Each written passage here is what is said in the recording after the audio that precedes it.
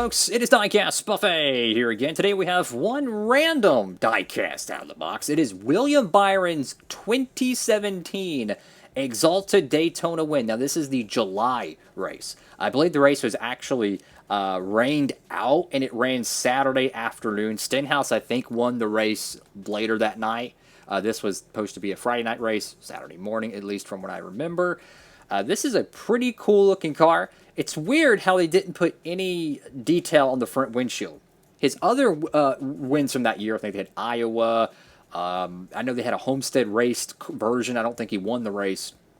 But there's no front windshield detail, which is exactly why I bought it, because this is a donor car. I'm not going to front. So there is an absolute metric biff ton of confetti on this car. So without further ado, let's go ahead and check it out. Alrighty, folks, around the good old parcel, and here we go. So unfortunately, I don't remember much of that race. What I do know is that William Byron won it, which is pretty cool. That was his first full-time season in the NASCAR Xfinity Series. He went on to win the championship, carried the legacy of the number 9 car on to the next year, because Chase Elliott won the championship in 2014. Byron, of course, in 2017. Then next year, well, Tyler Reddick won it as well, and Noah Gragson nearly won it in 2022. So the number 9 car, in a lot of ways, is kind of a dynasty car in the NASCAR Xfinity Series. How many championships and how many Final Fours has this number 9 been in? It's been pretty crazy. So they have a buttload of these William Byron cars over there at Circle B Diecast. So if you want to pick up this car, go ahead. Usually they also have this car on the Black Friday sale. I think last year it was like $2.50 or $3 a pop. So if you wait around to the Black Friday sale, you can get a good deal. But if you want to get it right now, feel free to use that promo code down below, guys. Don't have to use it. You can if you want. Get Vortec right here on the hood. It's pretty much covered up, a little bit spread out around the wording. I don't know if that's accurate to the car or not. But going back to the windscreen, there's no detail there. The Homestead raced version had kind of a sun visor there with the Xfinity banner and all that jazz. His Iowa win had the same thing. So it is interesting to have a completely clean windshield banner, and that's perfect for custom, so that's really good. The paint scheme of the car is kind of a stale gray, but then you have kind of this marble, metallic, kind of a granite rock look on the sides. Very, very sharp. It is metallic. Then you have day glow yellow. Very, very nice. Exalta, of course, on the side panels.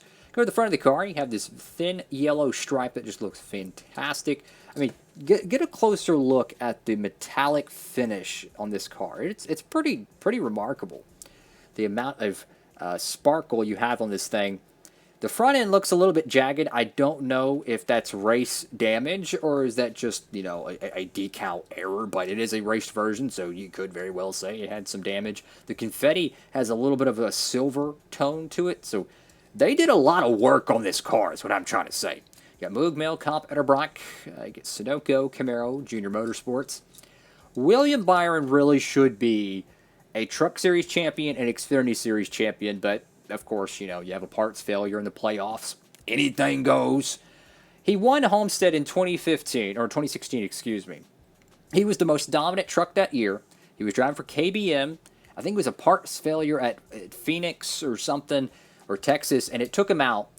And he eventually won the Final Four race, but he wasn't in the Final Four, or he would have been a slam dunk for the championship.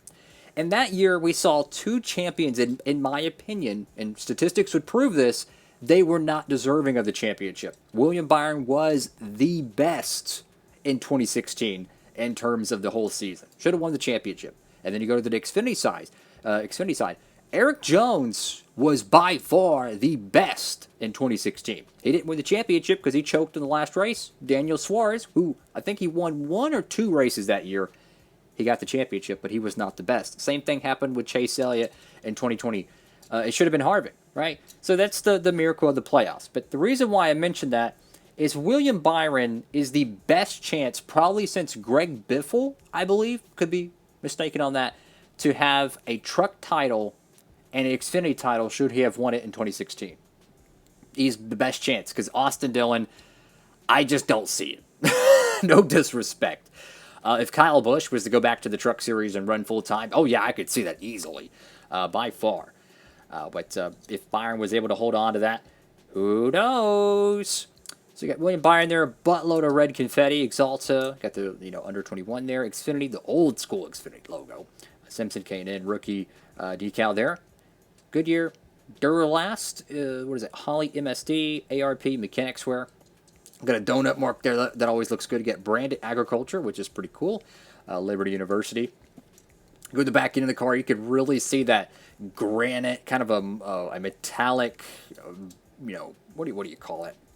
Like a bed liner, if you will. I don't know, like some type of like rock paint spray. I don't know. It just looks cool, man. It's a lot of texture to it, and I am a huge fan of details. Vortex right there. Exalta, got your rookie tape.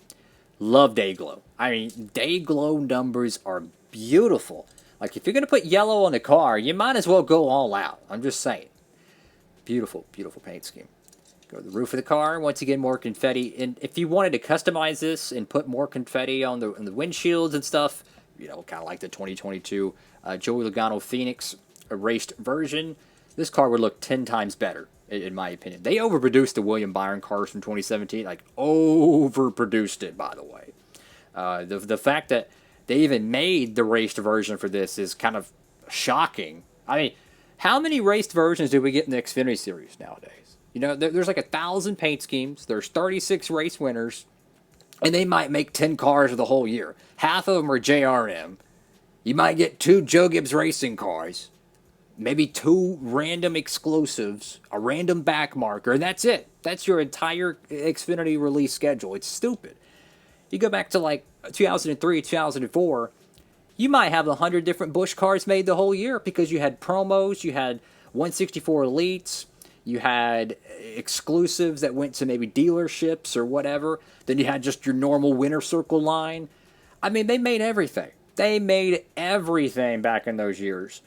There's still promos that are being discovered to this day. Like, there's cars from very, very knowledgeable collectors that they have never even seen before, and they pop up online. That tells you how far they have fell from what diecast collecting used to be 2 decades ago.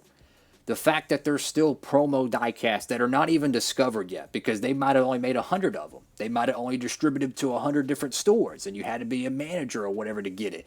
Those things still exist. And slowly, over time, they trickle their way to, e-commerce, eBay and stuff like that, Instagram. So, it's just crazy. It's just crazy. Yes, I can see the decal little nuance there. It doesn't matter. This is going to be a donor card. But definitely a cool diecast, for sure. If you're a William Byron fan, I would highly recommend customizing the windshields to even make it more authentic. What a cool diecast. I love these 2017, 2018 diecast molds. They're so much thinner than the 2019 to 2023 Camaros. I love these things. They're so much more realistic to what you see on the television nowadays.